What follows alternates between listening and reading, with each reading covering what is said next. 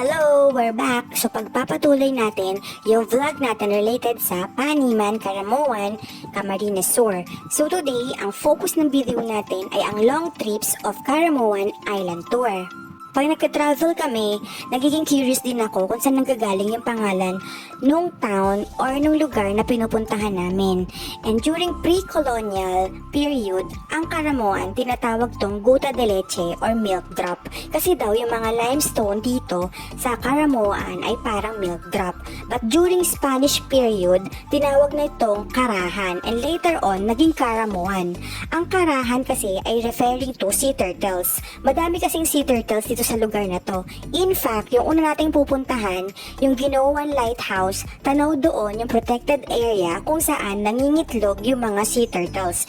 And part pa din siya ng Caramoan pero hindi siya pwedeng puntahan ng mga tourists. Katulad nung sa El Nido, Palawan, yung mga Tour A, Tour B, Tour C nila, dito sa Caramoan, meron din silang long trip and short trip. So yung mga trips nila dito, typically, ina-arrange siya dun sa tourist booth along sa Paniman lang din. Pero kami kasi, nagpa-arrange na lang kami dun sa tinitirhan namin. Kasi nag-offer naman sila without any added cost. And since may boat naman sila, sila na lang din yung kinuha namin. Tapos sa kanila lang din kami nagpa-arrange ng lunch namin kasi aabutin kami ng hapon. Yung long trips kasi malayo siya, like 1 hour from the Paniman jump point going to the first island, which is itong Ginahuan Lighthouse.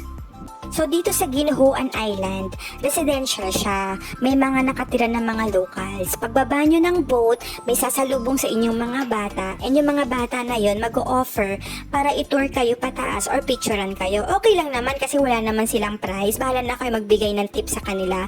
Tulong nyo na lang din yun. Pero may mga ate din talaga doon na formally pwede nyo gawing tourist guide. So yun nga, nung si ate ang kinuha namin na maging tourist guide, tinulungan niya kami para mag-tour going up to Ginahuan Lighthouse. So sa Ginahuan Lighthouse sa taas, tanaw natin yung Catanduanes and also the Pacific Ocean. Yung lighthouse, I think 83 years old na siya, sabi ni ate. Pero ngayon, sira siya kasi gawa nung recent na bagyo na nagganap dito sa Bicol region. So, naapektuhan sila nun. So, pinapagawa pa yung lighthouse. But then, unfortunately, yung gumagawa nun is nasa town proper pa, kaya medyo matagal yung paggawa ng lighthouse. Pero, continuous pa rin yung pagiging tourist spot niya kasi dun sa taas talaga, maganda yung view. Even dito, sa stopover pa lang, ang ganda na ng view. Tanaw na tanaw niyo yung Pacific Ocean. Tapos itong nilalakaran namin na to, para siyang Batanes, gawa ng mga damo-damo niya. Kahit mga damo-damo lang yan eh. Ang cute, ang ganda-ganda tingnan, ang relaxing. Kahit medyo hingal na ako dyan kasi 15 minutes pa akyat eh. Tapos ang init-init, diba? Tapos eto, dito yung parang picture area nila. Matatanaw mo nga yung itong protected area kung saan nangingitlog yung mga sea turtles. Bawal pumunta dyan kasi para talaga sa kanila yan, and ina-encourage nila na hindi talaga siya maging tourist spot kasi para sa mga sea turtles at dumami pa nga. So, from here, dito sa taas, tanaw natin yung Pacific Ocean. And ang daming spot dito kung saan pwede ka mag-picture. And tanaw mo dito talaga, malapitan yung lighthouse. Pwede kang umakyat din yan sa taas eh, pero hindi na namin ginawa kasi pagoda na kami. Ang dami na namin inakyat, diba? So, from here, ang ganda ng tanawin. May mga baka din dyan na namamahinga. Tapos, medyo okay na pababa kasi medyo magaan na yung katawan namin pababa, diba? And medyo mahangin na rin. So, maganda dito and it's worth to visit as well. May bayad lang, 50 pesos per person. Tsaka yung bayad nyo dun sa tourist guide. Wala naman silang specific price, pero siyempre mabait naman sila, pinicturean ka nila, ginawan ka nila ng mga video. So, nasa sayo na yun kung gaano ka open sa heart mo magbigay para sa mga locals. ang next stop sana natin ay itong Covitas Island. Kaso lang, hindi tayo inalaw na mag-stay kasi parang nag-shooting ata yung Survivor France dito. And apparently, pag may shooting sila, exclusively, nakarent sa kanila yung island and bawal siya puntahan ng mga turista.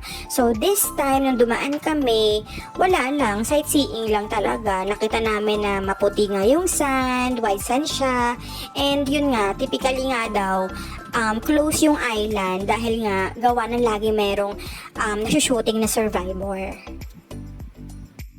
So after nga nito, dumiretso na lang kami sa Manlawi Sandbar. Pero dahil nga hindi naman low tide that time, hindi namin nakita yung sandbar. Pero in-enjoy na lang namin itong mga cottages nila and nagstay kami dito for lunch. And ang daming mga nagbebenta dito ng mga fresh seafoods, mga isda, and napabili nga kami. Kasi parang kahit may baon kami, parang ang sarap ng inihaw na isda, diba? Tsaka ng inihaw na pusit. Tapos 200 lang per kilo yung offer nila. Like, kung pwede lang bumili ng madami talaga at mag-uwi, kaso nga 'di ba ang layo naman ng biyahe. So sinulit na namin, bumili na kami dito. May mga nagbebenta rin ng mga kung gusto nyo. Meron din mga paluto like kanin. Buti na nga lang din, may paluto sila ng kanin kasi nakalimutan namin magbaon ng kanin. Ulam lang yung nabaon namin.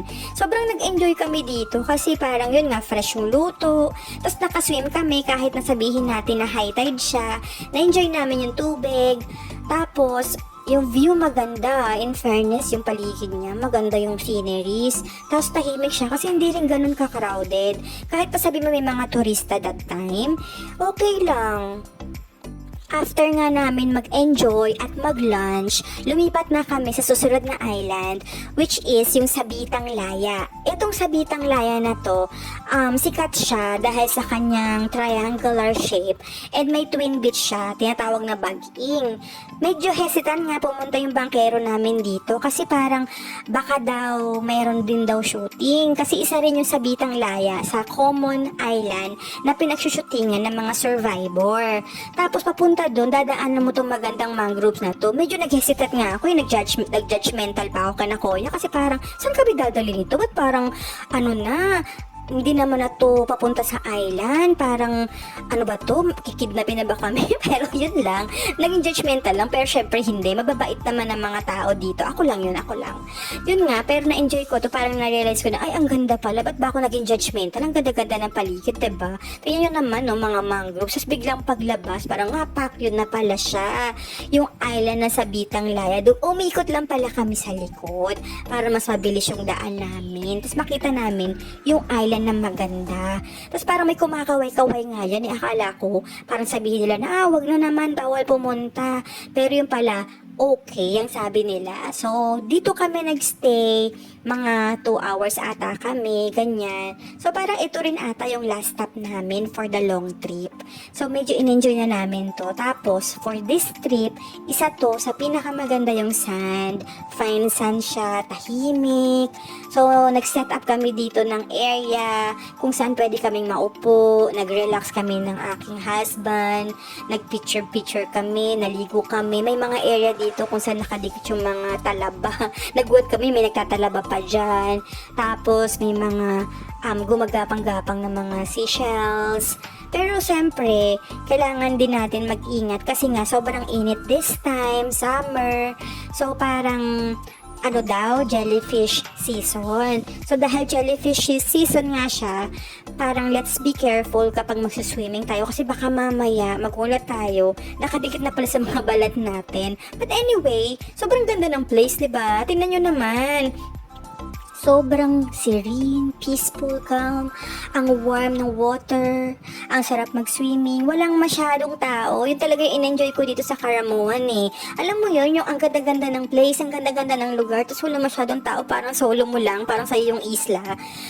Yun lang. So, parang for this day trip talaga, ang ganda-ganda. Kaya, nag-extend kami ng another day kasi gusto namin mag-island tour ulit sa susunod na araw at na-enjoy pa ang the rest of the Caramuan Island and see what's more to offer, diba? So ayun lang for today's video. Sinama ko kayo sa aming long trip island tour sa Caramoan Island. And bukas, or sa susunod na video, ipapakita ko naman sa inyo yung mga islands na included sa short trip. Thank you! Bye-bye!